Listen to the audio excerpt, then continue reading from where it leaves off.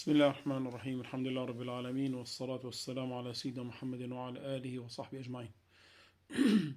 يا ربنا لك الحمد كما ينبغي لجلال وجهك وعظيم سلطانك، حمدا كثيرا طيبا مباركا فيه، ونصلي ونسلم ونبارك على خير خلقك سيدنا محمد وعلى آله وصحبه أجمعين. Je m'étais toujours posé la question, et donc j'ai cherché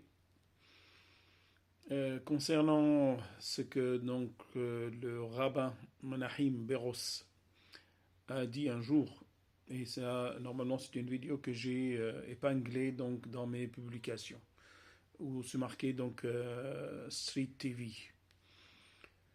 concernant donc cet avertissement lorsque donc le roi babylonien a attaqué Jérusalem, pour dire Orshalim.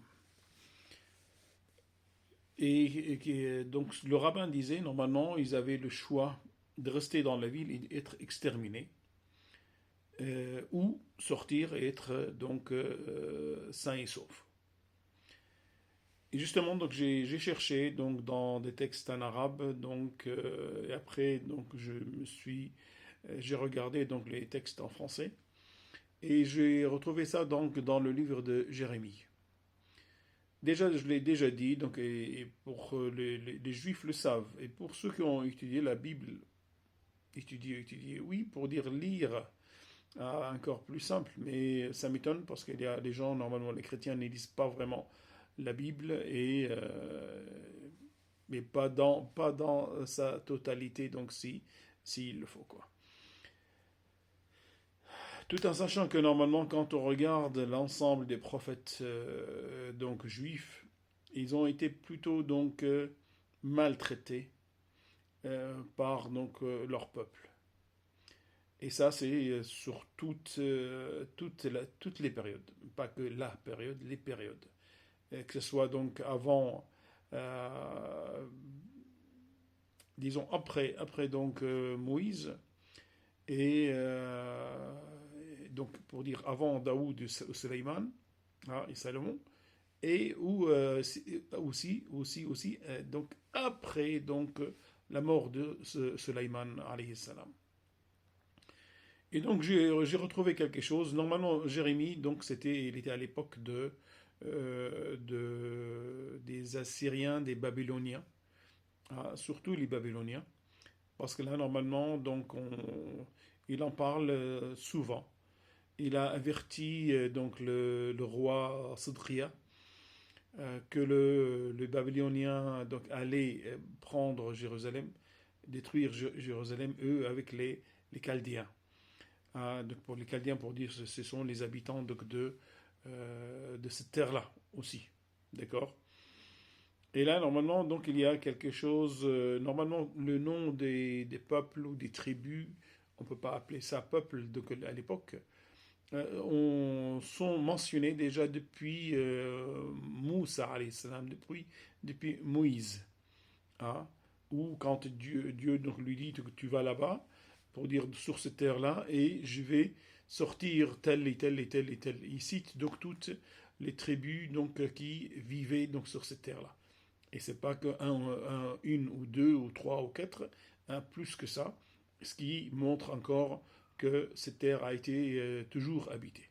Maintenant, en revenant donc sur Jérémie et ses prédictions concernant la prise et la destruction donc de Jérusalem, il est dit donc le roi Sidkia, donc et ça c'est normalement donc on peut remarquer ça et insister sur ce fait-là, que normalement donc il n'y a que à l'époque de Daoud alayhi salam qui était prophète roi, et Suleiman alayhi salam qui était aussi prophète roi, que normalement les choses se passaient bien. Mais après donc il y a eu une différenciation.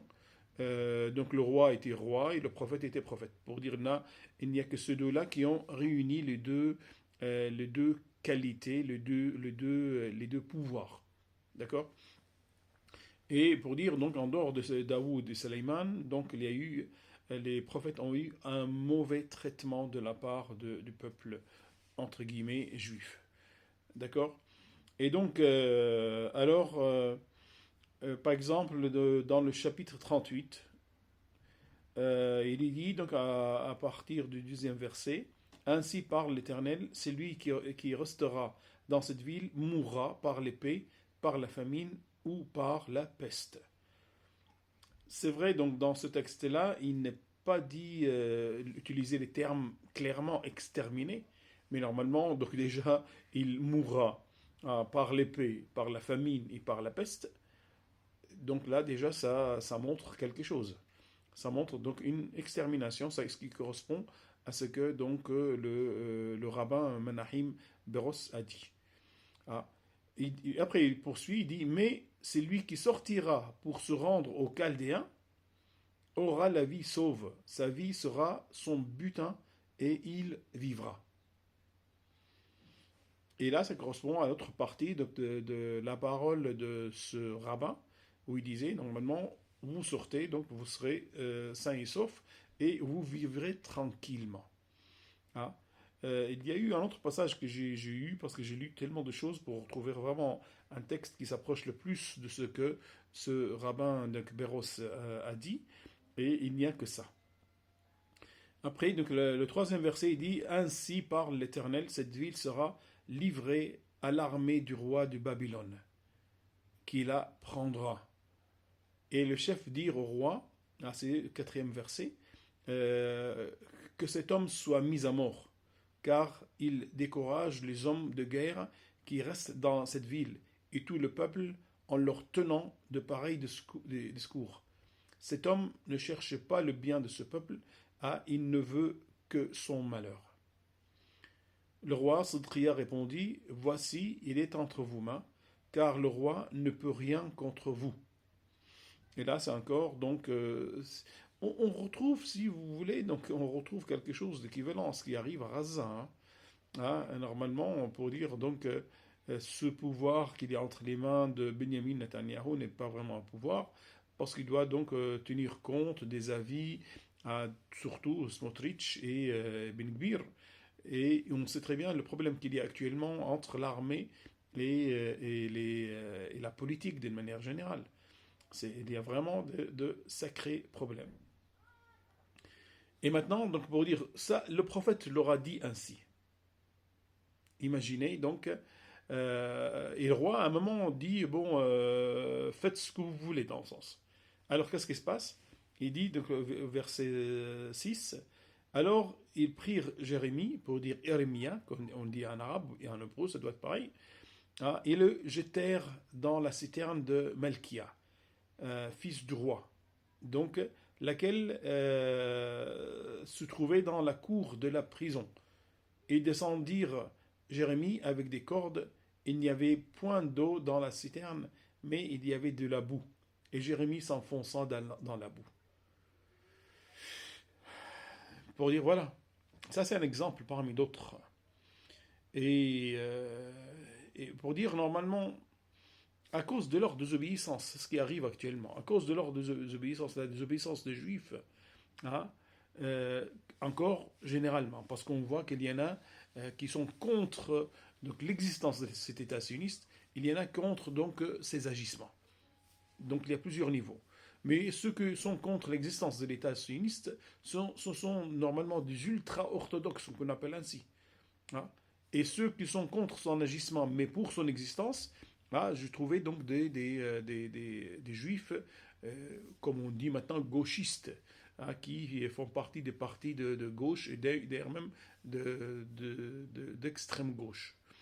Tout en sachant, LFI n'est pas de l'extrême gauche, plutôt de la gauche, mais on essaye de noircir donc l'image de la France insoumise et on peut dire qu'ils ont réussi avec les médias qui manipulent les esprits ou les faibles d'esprit. Voilà, pour dire donc que ce passage-là, je pense que c'est le passage qui peut signifier cela concernant les paroles donc, du rabbin Menachem Beros. Maintenant, donc, ayons l'intelligence de nous renseigner pour comprendre les choses et ne pas être dupes et dopés par des choses